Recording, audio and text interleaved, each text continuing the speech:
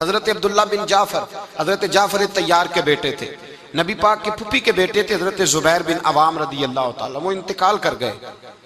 ان کا جب وصال ہوا تو 10 لاکھ دینار کا قرضہ تھا ان پر، اور جو زمین انہوں نے چھوڑی وہ زمین بنجر تھی۔ لو سن لے، جن پر قرضہ چڑھا ہوا ہے وہ نسخہ بھی سن لے، جن پہ قرضے ہیں نا، جو تنگ دست ہیں، جو روز رکے بھیجتے ہیں دعاؤں کے کہ بڑی پریشانیاں، وہ وظیفہ سنیں، وہ وظیفہ سنیں۔ ہمارے زمانے میں وظیفے لینے کا رواج نہیں، تویز لینے کا رواج ہے۔ لینا چاہیے، تویز بری چیز نہیں، اچھی چیز ہے، لیکن زیادہ کام برکت والا کیا ہے؟ اللہ اللہ کرنا۔ کیا کام ہے؟ سجدہ کرنا برکت والا کام ہے۔ حضرت عبداللہ بن جعفر تیار کہتے ہیں میں نے قرضہ لینا تھا زبیر بن عوام سے، وہ وصال کر گئے، میں ان کے بیٹے کے پاس گیا، عبداللہ بن زبیر کے پاس۔ میں نے کہا پیسے لینے تھے، کہا بالکل لینے ہیں، میرے ابا جی مجھے وصیت کر کے گئے، لکھ کے گئے کہ یہ پیسے دینے، اور وہ یہ لکھ کے گئے ہیں، میں زندگی بھر کوشش کرتا رہا ہوں، ادا نہیں ہو سکے، بیٹا تیری ذمہ داری ہے میرے قرضے ادا کرنا۔ عبداللہ بن زبیر رضی اللہ تعالیٰ عنہ کہنے لگے میں انشاءاللہ آپ کی رقم دے دوں گا۔ تو عبداللہ بن جعفر تیار کہنے لگے بھائی ہم دونوں آپس میں ہیں، کوئی شے نہیں چھوڑ کے گئے آپ کے ابا جی، کوئی چیز نہیں، توجہ ہے میری بات پر؟ یہ صحابہ کا ذرا انداز دیکھیے گا بندگی کا، کوئی چیز نہیں چھوڑی۔ تو حضرت زبیر بن عوام کہنے لگے ایک زمین کا ٹکڑا ہے وہ بھی بنجر ہے، اس میں بھی کوئی کھیتی نہیں اگتی، سبزہ نہیں ہوتا، بنجر ہے، پانی کوئی نہیں، اور وہ اتنی خشک ریتلی زمین ہے کہ بڑا مشکل کام ہے وہاں سیراب کرنا، بے آباد زمین ہے۔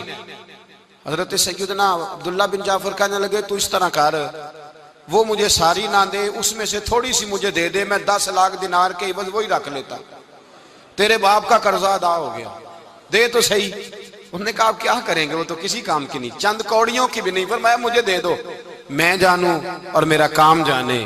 او بھائی یہ تھے بندگی والے لوگ، یہ تھے جن کا رب سے رشتہ ہے، جنہوں نے حضور کے صلی اللہ علیہ وسلم کے پاس بیٹھ کر بندگی سیکھی تھی۔ کہتے زمین کا ٹکڑا لے لیا، بنجر بے آباد ریتلی زمین، جب میرے حصے میں آئی پہلے دن اپنے غلام سے کہنے لگے جو جگہ تجھے زیادہ سخت لگتی ہے نا وہاں میرا مصلی بچھا دے، جو تجھے زیادہ بنجر بے آباد لگتی ہے وہاں مصلی بچھا۔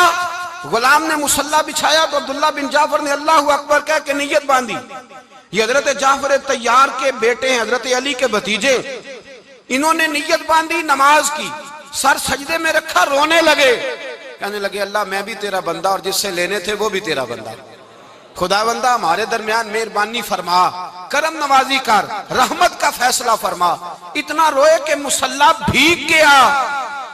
کہتے اتنا تڑپ رہے تھے کہ صحابہ اکٹھے ہو گئے ان کے گرد، مصلی بھیگ گیا۔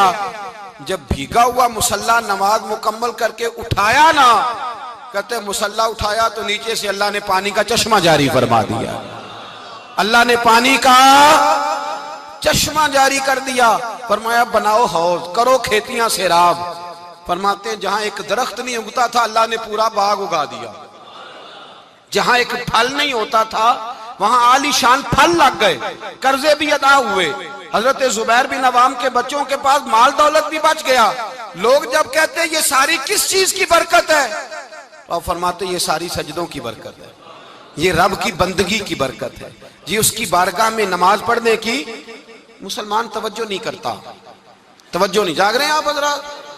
یہاں کوئی حکومت اعلان کرے نا کہ ہر نماز کے بعد 500 روپیہ، کتنا جی؟ میرے خیال ہے کسی بھی نہیں ہونا مسجد۔ او خدا کے بندو بات سمجھو، رب فرماتا ہے تو مسجد آدھا میں تجھے برکت عطا کروں گا، میں تجھے برکت دوں گا۔ میں ایک صحابی کہتے ہیں مجھے اکثر یہ حضور کا فرمان سنتا تو میرے دل میں خیال آتا آخر اللہ کس طرح برکت دیتا ہے اللہ آخر۔ ایک صحابی کہتے ہیں نبی پاک صلی اللہ تعالیٰ علیہ وسلم نے فرمایا عبادت کرو اللہ برکت دے گا۔ میرے دل کے اندر خیال آیا کس طرح، آخر اللہ کس طرح سے نوازتا ہے، رنگ کیا ہے؟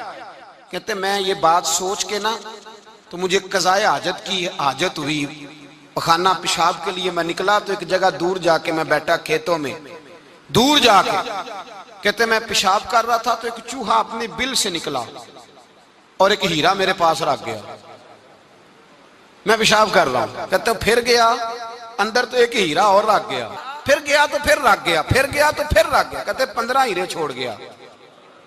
اب میں فارغ ہوا، وہ ہیرے اٹھائے، گھر نہیں لے کے گیا، مسجد نبوی میں گیا کہ حضور سے پوچھوں میرے لیے جائز بھی ہیں کہ نہیں؟ بلوں سے نکل رہے ہیں، بلوں سے پیسے نکل رہے ہیں، ہمارے سارے بلوں میں ہی چلے جاتے ہیں، بلوں سے پیسے آ رہے ہیں صحابہ کو، برکت دیکھیں عبادت، بلوں سے پیسے آ رہے ہیں، بل سے۔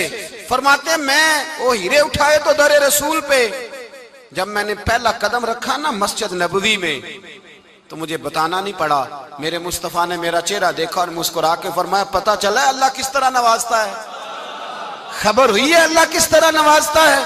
فرمایا رب کی بارگاہ میں جھکے رہو، وہ تمہیں وہاں سے دے گا تمہارا گمان بھی نہیں گیا ہوگا۔ اس کے حضور تو آؤ، اس کی جانب تو توجہ کرو۔ بندگی کی اپنی ایک لذت ہے، سجدے کا اپنا ایک ذائقہ ہے۔ اگر آپ نبی کریم سید عالم صلی اللہ تعالی علیہ وسلم کی عبادات کو ملاحظہ کریں نا تو سرکار کی زندگی میں کثرت ہے عبادت کی۔ اعلان نبوت سے پہلے کتنے کتنے مہینے حضور غار حرا میں عبادت کرتے تنے تنہا۔ حرم کعبہ قریب تھا لیکن وہاں رش ہوتا تھا، لوگ ہوتے تھے۔ فرمایا میں اکیلے میں اپنے رب کو منانا چاہتا ہوں۔ کتنے کتنے ایام حضور غار حرا میں عبادت کرتے۔ پھر صحابہ کرام علیہم رضوان فرماتے ہیں کہ مدینہ منورہ میں حضور کا یہ رنگ ہوتا، اتنے لمبے سجدے کرتے کہ لگتا روح مبارک کی پرواز کر گئی، اتنے لمبے سجدے کرتے۔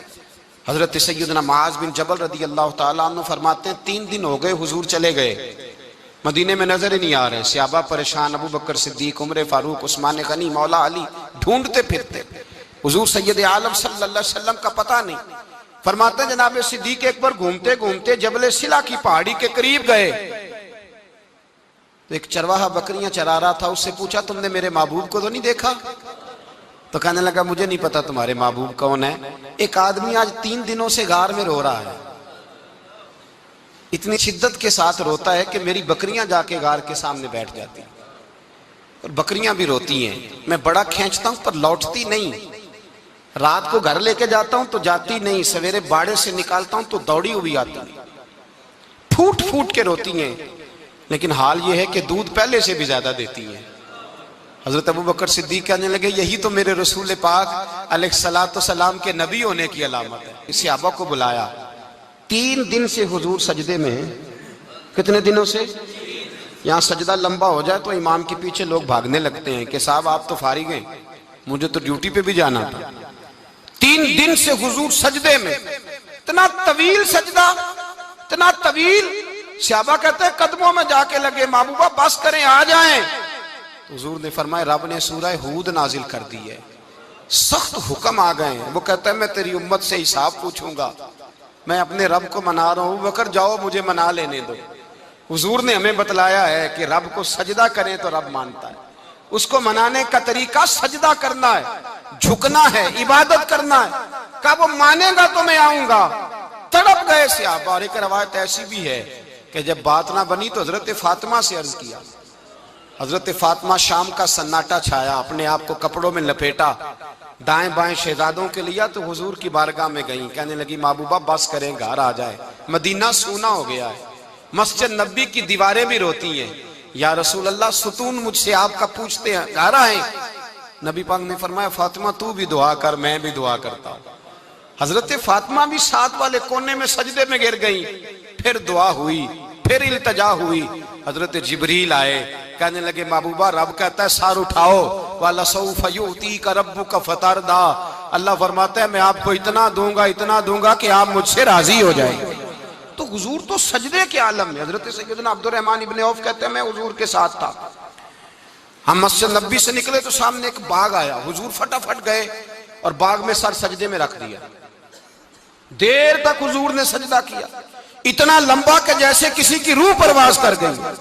کہتے میں حضور فارغ ہوئے تو عرض کی حضور اتنے لمبے سجدے کی وجہ؟ تو فرمایا میرے پاس جبریل آئے تھے اور انہوں نے کہا یا رسول اللہ رب کہتا ہے آپ کا جو امتی ایک بار درود پڑھے گا اللہ اس پہ 10 رحمتیں نازل کرے گا، اللہ اس کے 10 گناہ معاف کرے گا، اللہ اس کے 10 درجے بلند کرے گا۔ تو میں نے کہا سجدہ کر کے شکر نہ ادا کر لوں؟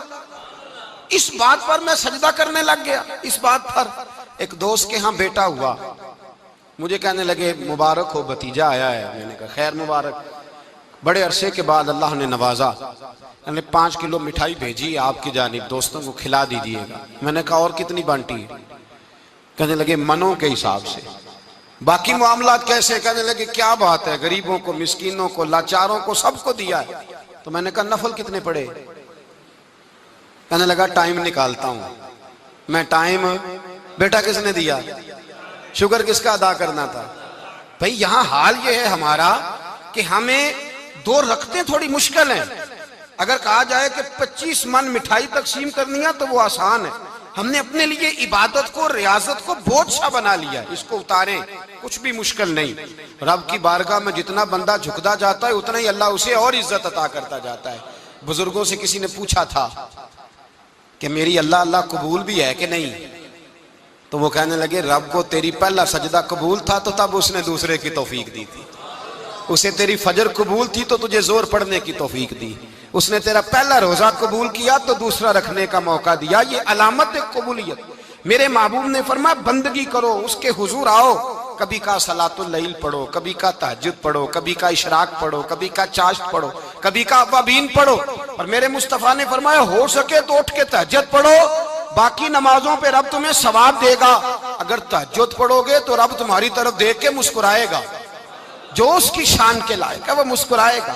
مصلی آباد کرے، مصلی آباد کرنے سے روحانی زندگی آباد رہے گی، من کے اندھیرے دور ہوں گے، روح کی کساوتیں دور ہوں گی۔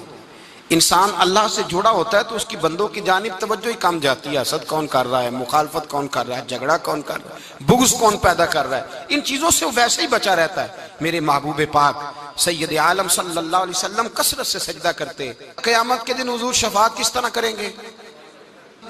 سجدہ کر کے 4 سجدے کریں گے حضور۔ بخاری مسلم میں موجود ہے، صحابہ کرام فرماتے ہیں حضور نے فرمایا جب امتیں پریشان ہو کے نبیوں کے پاس جائیں گی تو پھر میرے پاس آئیں گی، جب میرے پاس آئیں گی تو میں سجدہ کروں گا اور خدا سے کہوں گا یا اللہ ان کا حساب تو شروع کر۔ فرمایا میرے ایک سجدے سے اللہ حساب شروع